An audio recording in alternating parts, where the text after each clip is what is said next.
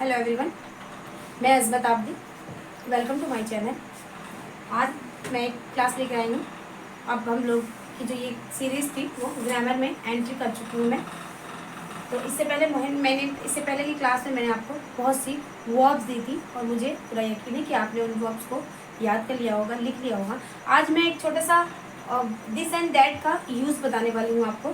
छोटा सा तो ये है दिस दैट, बट ये बड़ा कंफ्यूज करता है स्टार्टिंग में। तो this and that, use of this and that. This माने होता है यह और दैट माने होता है वह। सबसे पहले इसकी हिंदी को हम क्लियर कर लेते हैं। दिस माने यह का मतलब जो होता है वो निकट, और दैट माने वह का मतलब होता है दूर, जो दूर हो। लेकिन एक बात ये भी नोट कर लें, ये सिंगुलर में होता है। सिंगुलर कह लें या इसको एक वचन, ये हमेशा एक वचन में होता है, तब दिस दैट का यूज होता है। जो चीज़ें आपके आसपास हैं, आप बिना उठे उन्हें छू सकते हैं, ले सकते हैं, ये चीज़ें होती है वो उनको दिस से डिनोट किया जाता है। और जो चीज़ें आपके पास नहीं है, आप उसको लेने के लिए आपको उठना ही होगा या आपको अपनी जगह से हिलना होगा, तो वो चीज़ आपसे दूर हो गई। ये हो जाता है दिस एंड दैट का यूज। इस तरह से आप दिस एंड दैट को क्लियर कर सकते हैं। दिस माने होता है जो चीज़ें हमारे नज़दीक रखी हुई हैं और हम अपने बैठे बैठे, this is a pen, this is a copy, this is a glass, this is a boy, this is a girl. तो ये सारी चीज़ें हमारे बिल्कुल आस पास हैं, जो हम यूँ हाथ के टच से उठा सकते हैं, ले सकते हैं, देख सकते हैं, छू सकते हैं। बट दैट जो होता है वो हमसे थोड़े डिस्टेंस पे होता है। थोड़ी सी भी डिस्टेंस हो सकती है, आपके एक कदम की भी, 2 कदम की दूरी हो सकती है। जैसे आप 1-2 कदम चल के उसको लेंगे तो वो चीज़ें भी आपकी दैट में आ गई, जहाँ तक आप पहुँच नहीं पा रहे हैं, आपको उसके लिए उठना है, चलना है। तो ये सारी चीज़ें आपके दैट के लिए, इतनी सी बात, ये हमेशा एक वचन में होता है। सिंगुलर नंबर, एक वचन, एक पर्सन, एक सामान होगा, एक व्यक्ति होगा, एक एनिमल होगा, जो कुछ भी होगा वो सिर्फ एक पे होगा। और जो अगला सिंगुलर, जो प्लूरल में आता है, उसका नेक्स्ट क्लास में मैं बता दूंगी। तो ये सिंगुलर होता है, ये याद रखें। दिस माने होता है यह एंड दैट माने वह। दिस जो होता है वो आपके निकट होता है, इसको मैंने छोटी सी एरो से दिखाया। और दूर जो होता है वो होता है दैट, इसको मैंने लॉन्ग एरो से दिखाया। तो इससे आप इस चीज़ को क्लियर कर लें। दिस इज अ कार, यह एक कार है। दैट इज अ कार, वह एक कार है। दिस इज अ चेयर, यह एक कुर्सी है। सॉरी, फुल स्टॉप लगा देती हूँ पहले मैं। एक कुर्सी है, दैट इज अ चेयर, वह एक कुर्सी है। दिस इज अ कैट, यह एक बिल्ली है। दैट इज अ कैट, वह एक बिल्ली है। दिस इज अ बॉय, यह एक लड़का है। दैट इज अ बॉय, वह एक लड़का है। दिस इज एन एप्पल, यह एक सेब है। दैट इज एन एप्पल, वह एक सेब है। दिस इज एन आउल, यह एक उल्लू है।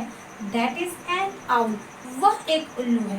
दिस इज अ बैग, यह आप थैला कह सकते हैं, बैग को बैग भी जनरली कहा जाता है। तो दिस इज अ बैग और दैट इज अ बैग, यह एक थैला है, वह एक थैला है।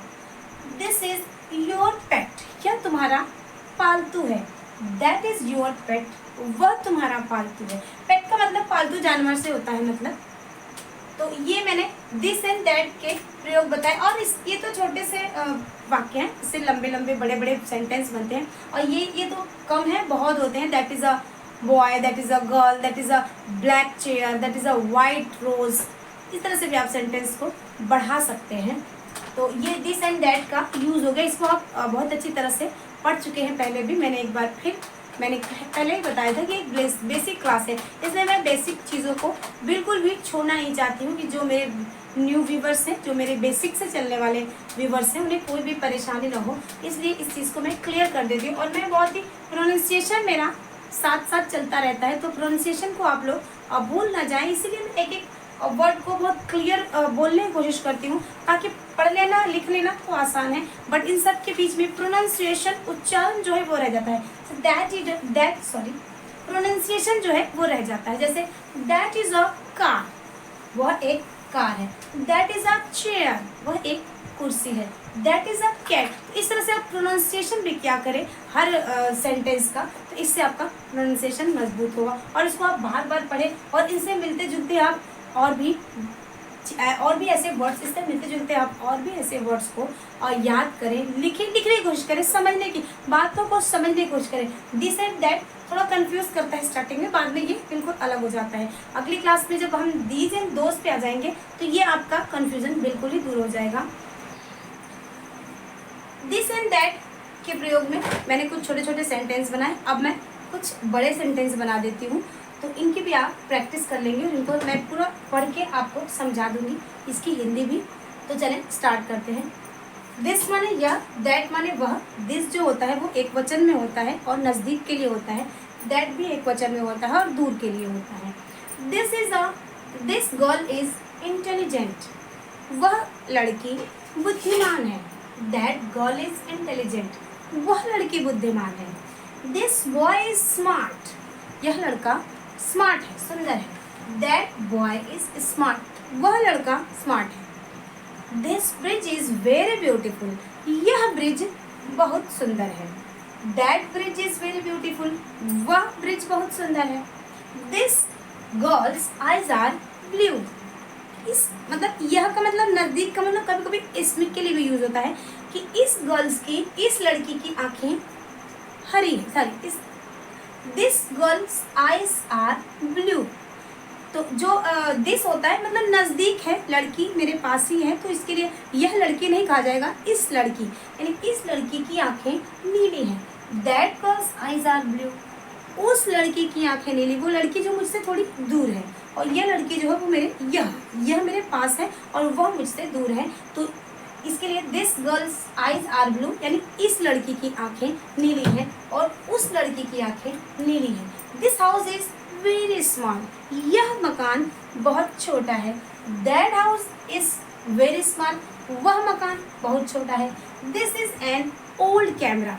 यह एक पुराना कैमरा है। यह एक पुराना कैमरा है, इसका मतलब यह कैमरा जो है वो मेरे आसपास है, मेरे हाथ में है, मेरे जस्ट डिस्टेंस, थोड़ी सी डिस्टेंस पे, जिसे मैं छू सकती हूँ, मैं उठा सकती हूँ। तो this is an old camera. That is an old camera. वह एक पुराना कैमरा, यानी वो कैमरा मुझसे क्या है, थोड़ी दूरी पर है। कलम यह दिस पेन इज योर्स। यह पेन तुम्हारी है। That pain is your. वह पेन तुम्हारी है। दिस चेयर इज अगली। यह चेयर गंदी है। दैट चेयर इज अगली। वह कुर्सी गंदी है। This flower smells nice. इस फूल की महक बहुत अच्छी है।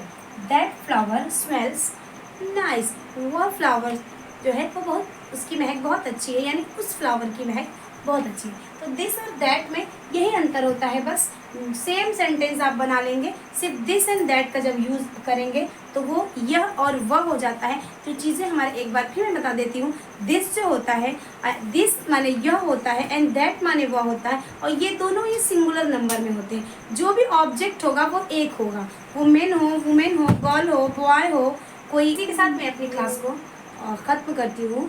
आप लोग मेरी क्लास को ज़रूर देखें और इसको लर्न करें, याद करें। और अब तक ही आप लोग सभी क्लासेस को मेरी बहुत लाइक कर रहे हैं और आप मुझसे जुड़ रहे हैं, इसके लिए आप सभी का बहुत बहुत धन्यवाद। Thanks for watching. Bye bye.